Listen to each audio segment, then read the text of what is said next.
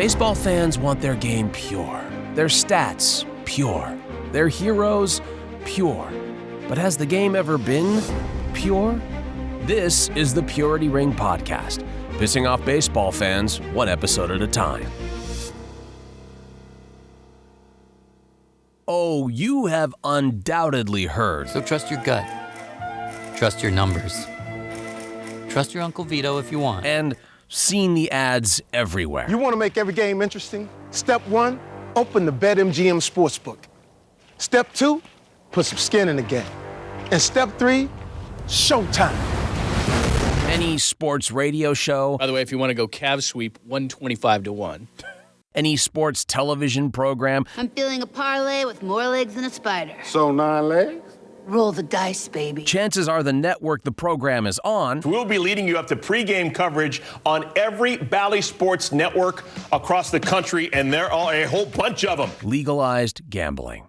Sports radio is littered with daily odds on what you can bet on that day by just lifting up your cell phone, opening an account, and If you want to go Warriors, I'll take those bets. let the betting begin. Exactly. Forget putting them in with your local book. I'll take those. No sport is clear from it. Hockey, Make every slap shot slap. basketball, Make minute 1 as exciting as minute 96. college basketball, You can make every moment of the game mean more. the NFL, and yes, even Major League Baseball. Make America's pastime feel like less of an endless passage of time. And as Doc Holliday famously said in Tombstone, Hypocrisy knows no bounds. kids as recently as 2009, or in the Pete Rose days of 1989, or even back in the Black Sox days of 1919, were told that betting on baseball was bad. It was illegal. It was precarious. And for ball players and team employees who did it, well, it could be career-threatening. But all that changed in 2013. Almost 10 years ago, Major League Baseball purchased an equity stake in DraftKings, the daily fantasy sports contest and sports betting operator, becoming the first U.S. professional sports organization to invest in daily fantasy sports. The Major League Baseball and DraftKings partnership was followed up by a 5-year daily fantasy deal covering the 2015 through 2019 Major League Baseball seasons, plus an additional pact that included authorized Major League Baseball gaming rights to take advantage of the U.S. legalized sports wagering landscape. Major League Baseball sold their equity stake in DraftKings in 2019. DraftKings had revenues of $323 million that year, though the company reported a $143 million loss. DraftKings reported that 684,000 monthly unique paid users are on their platform, providing them with monthly revenue of $39 per customer.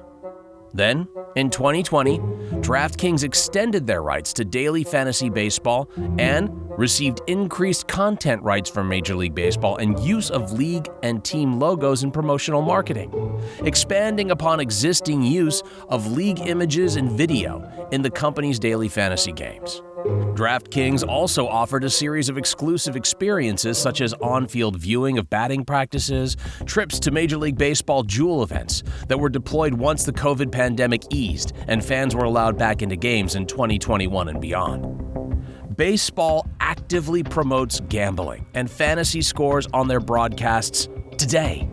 Teams are jumping into the action too. In July of 2020, the Detroit Tigers signed a sponsorship deal with PointsBet, a global sportsbook operator. The agreement promises to enhance fan engagement and game day excitement by providing access to unique experiences, content, and promotions in and around Comerica Park. And that's where this episode of Purity Ring starts.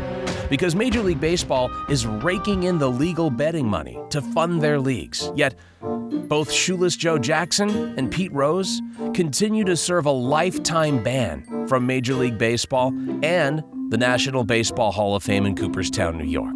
What was once illegal, what was once precarious, what was once considered to be career-threatening is now just a sponsor.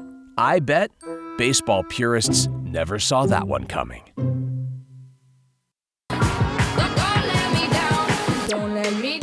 Imagine it's 2016. After watching the thrilling victory of the Chicago Cubs in Game 7 of the World Series over the Cleveland Indians.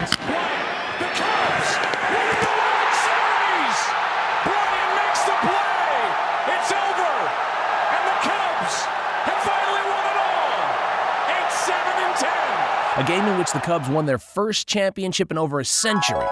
Imagine you learned that the Indians had collaborated with gamblers to intentionally throw the series. Would you trust the game, its umpires, and its players ever again?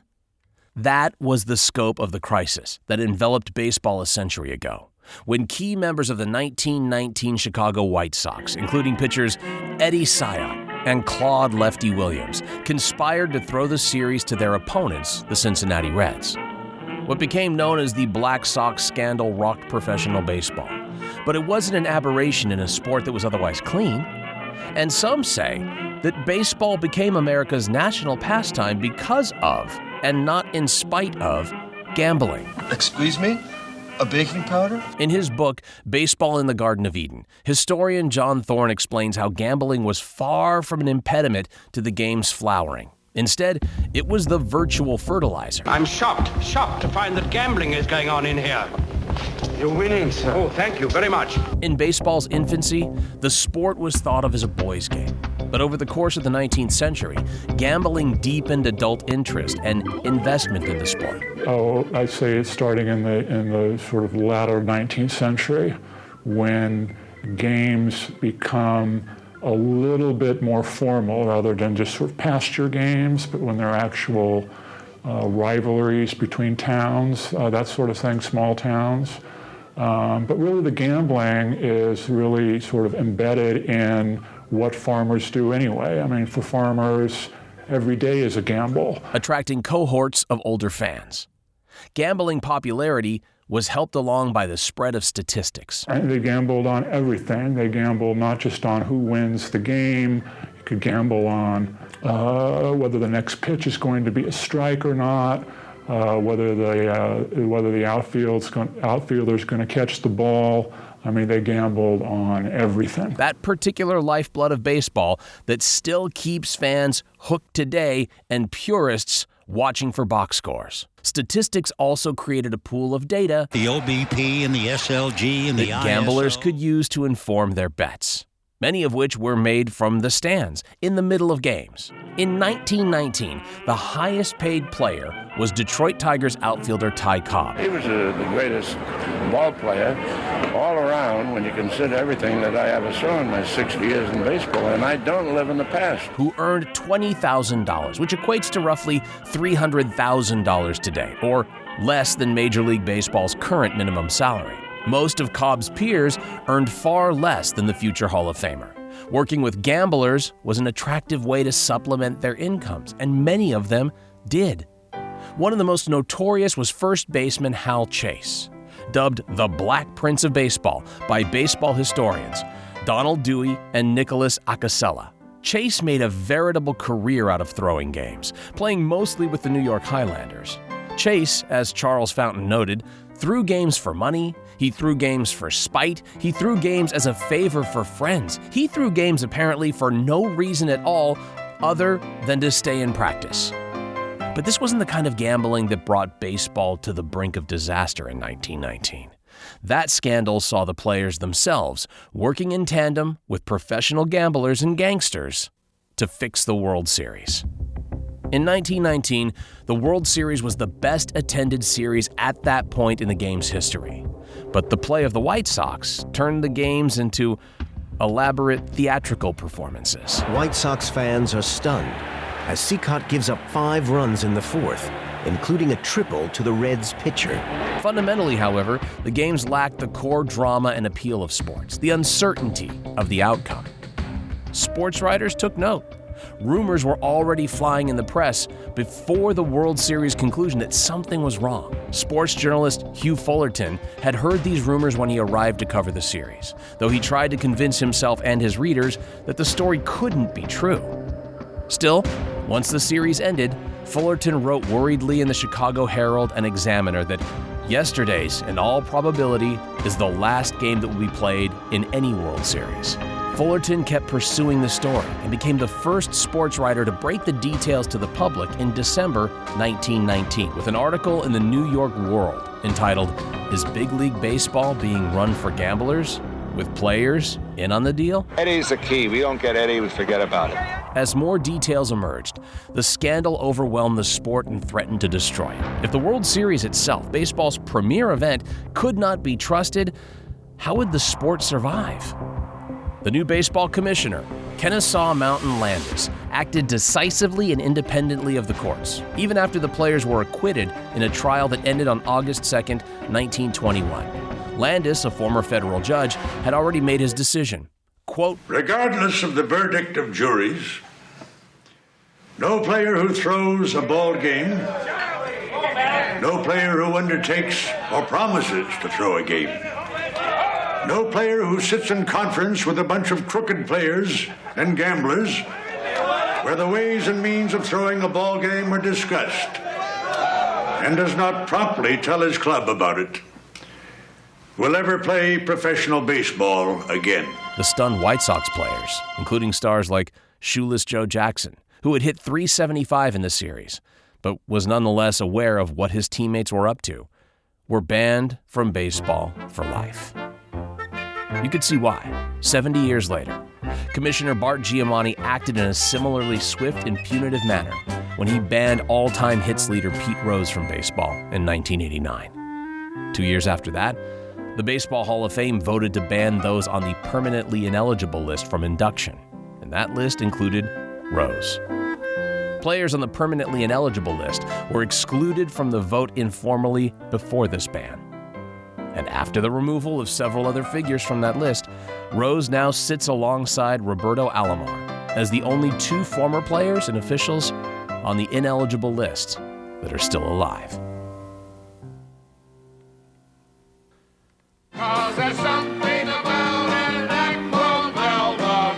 Pete Rose violated Major League Baseball Rule 21 Misconduct D, which prohibits any bet on a game the bettor is involved in, making no distinction between betting for or against one's team. The rule directly states any player, umpire, or club, or league official, or employee who shall bet any sum whatsoever upon any baseball game in connection with which the bettor has a duty to perform shall be declared permanently ineligible. Under that wording and rule, Pete Rose was fairly and adequately punished for his actions. But is there anything truly wrong with betting for one's team to win? When I signed that, I didn't look at it as a lifetime ban, to be honest with you, because if you replay my press conference the day I was suspended, 2 days before that I had a little girl who was born.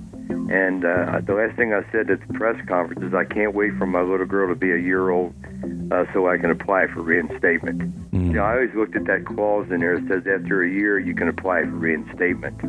That's what I looked at, and that was maybe naive on my part, but that was the part of the agreement that I looked at more so than, I'm suspended for life. Life's a long time, guys. And should this rule keep perhaps one of the greatest baseball players of all time from being enshrined with the rest of baseball's elite? Guys, 20 days a month, I sit for 4.5 hours a day and talk to baseball fans and answer questions. And I never knock the game. I talk very positive about the game.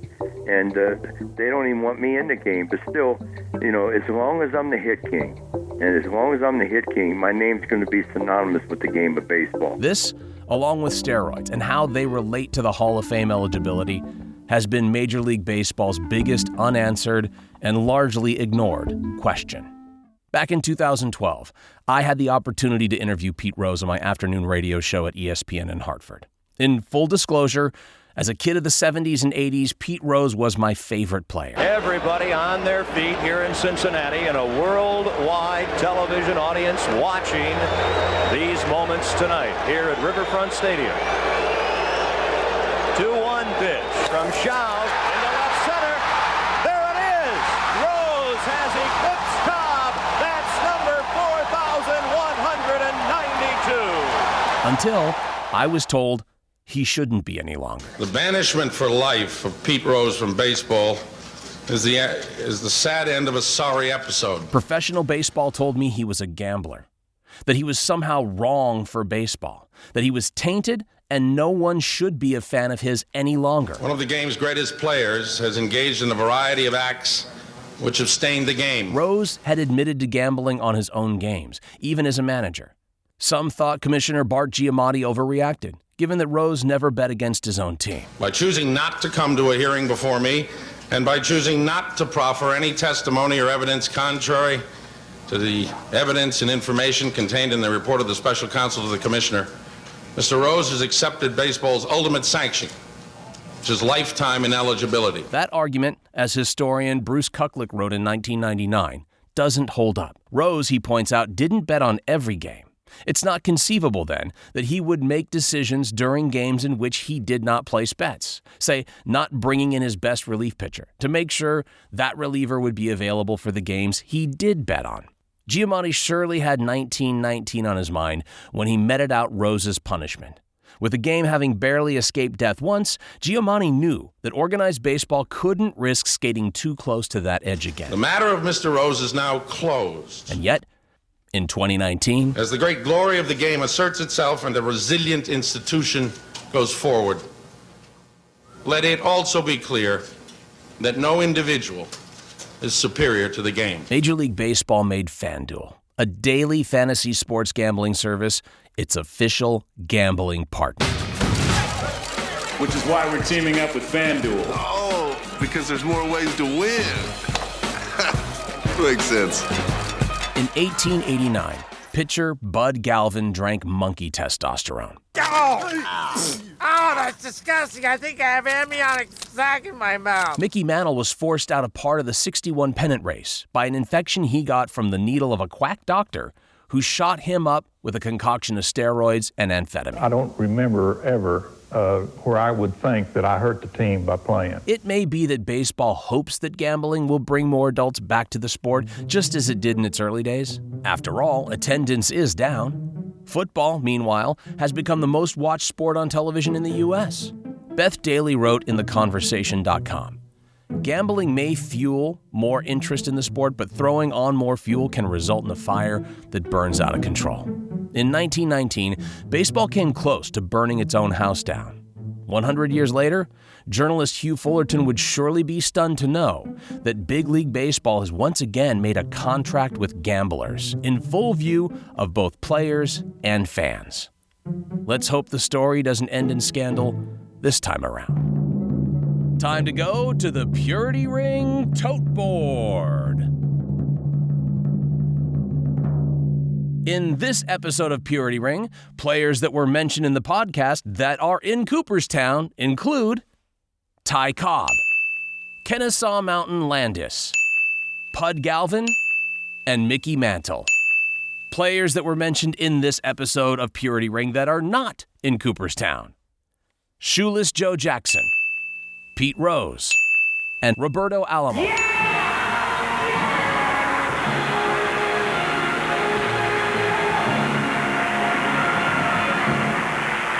There is no doubt that what Pete Rose did was wrong, and he deserves to be punished for his actions. And he was when he accepted the lifetime ban. I believe that if Bart Giamatti would have lived, God rest his soul, he died 5 days later, as you guys know. I believe if he'd have lived, he'd have given me a second chance. However, the Baseball Hall of Fame needs to reconsider its exclusion of the greatest hitter of all time from Cooperstown. You know, and I hope sometime someone will think it's a good thing to reinstate Pete Rose, because I think, and I could be wrong, but I think I'm the best ambassador baseball has. Rose's decision has absolutely no impact on what he gave and accomplished in the game of baseball. He devoted himself to Major League Baseball for nearly 3 decades, set numerous records, and achieved the highest standards of almost anyone in baseball history. And if you ask him... Well, I think the fans that are a little apprehensive toward me have to understand that it took me some years. You know, when I was suspended, Bart Giamatti told me to reconfigure my life. Now, right away, I thought that was no more illegal gambling, be very selective of people I hung around with. And that wasn't what it was. And it took me several years to understand what he meant was take responsibility for what I did. And I've taken responsibility for what I did. And the most important committee in baseball decides to reward him with nothing. I know where I stand. I know what I did. I know what I shouldn't have did, and everything like that. So if I want their support, but if I can't get their support, I can just keep trying to earn it.